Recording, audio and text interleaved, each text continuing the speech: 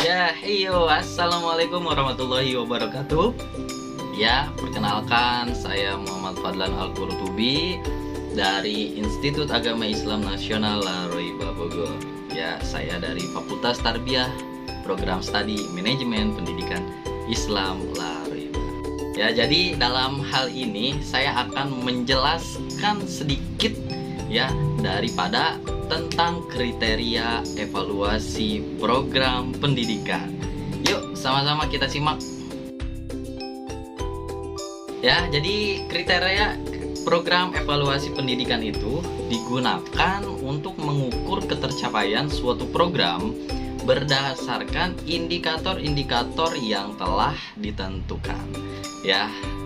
Kemudian kriteria ini disusun sebagai pedoman evaluator dalam melaksanakan program evaluasi.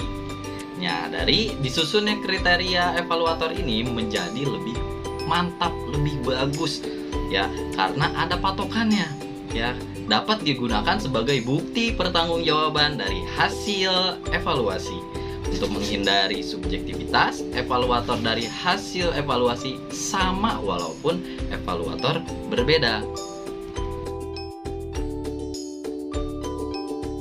Nah, ada beberapa kriteria yang dipilih untuk digunakan dalam evaluasi yang berfungsi sebagai acuan pengkajian.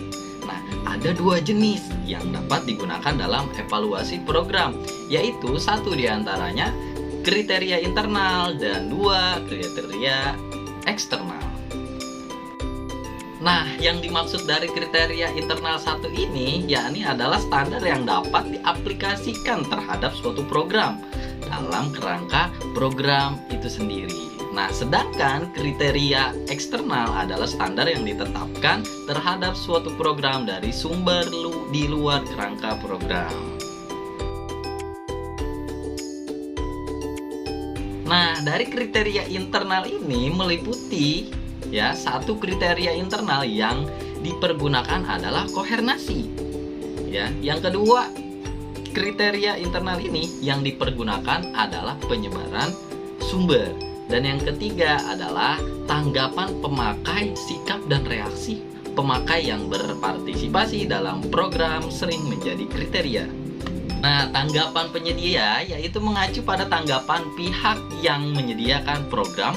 Pihak yang menyediakan program dinilai dengan kriteria yang dijabarkan dari tujuan-tujuan program yang ditetapkan. Kemudian ada keefektifan penggunaan biaya, cost effectiveness, dan kemampuan generatif, dan yang terakhir dampak, yaitu lebih dibandingkan dengan yang mungkin terjadi secara ilmiah, yaitu tanpa kehadiran program.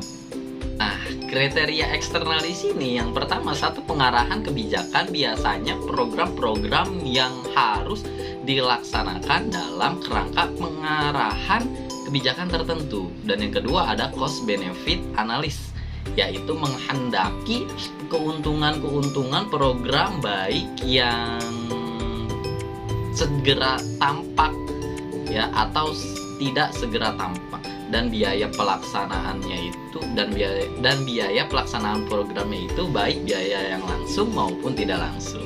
Dan yang ketiga adalah program evaluasi ini harus didasarkan atas kriteria sebagai untuk menentukan daya yang harus dikumpulkan dan sebagai dasar untuk menginterpretasi data. Dalam mengembangkan kriteria ini harus diperhatikan dan harus difokuskan pada faktor-faktor primer dan ultimate. Jadi, bukan faktor-faktor sekunder. Nah, dari hal-hal yang dimaksudkan dari hal-hal yang di atas tadi ini agar menghasilkan evaluasi yang dapat mencapai keobjektifan yang tinggi. Kemudian kriteria yang bisa didasarkan atas kesuksesan pengalaman sekolah lain sebagai penentu. Kemudian hal ini pun dapat dilakukan dengan studi program supervisi, penemuan penelitian, opini para guru staf, murid-murid, dan perlengkapan fisik yang ada di masing-masing instansi sekolah. Nah, yang dimaksud daripada dasar istilah tadi dalam pembuatan standar atau kriteria itu adalah sumber pengambilan kriteria secara keseluruhan.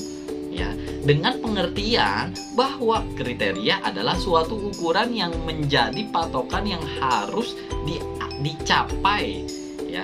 Maka kriteria tersebut harus top, ya, harus top kondisinya.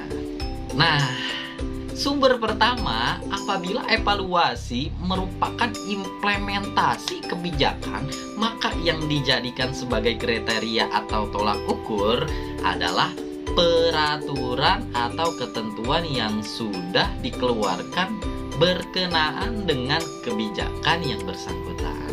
Dan yang sumber kedua adalah dalam mengeluarkan kebijakan biasanya disertai dengan buku atau buku pedoman atau petunjuk pelaksanaan. Itu dia.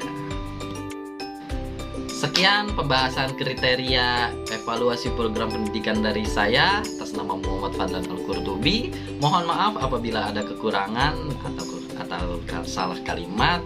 Kurang lebih mohon maaf. Wassalamualaikum warahmatullahi wabarakatuh.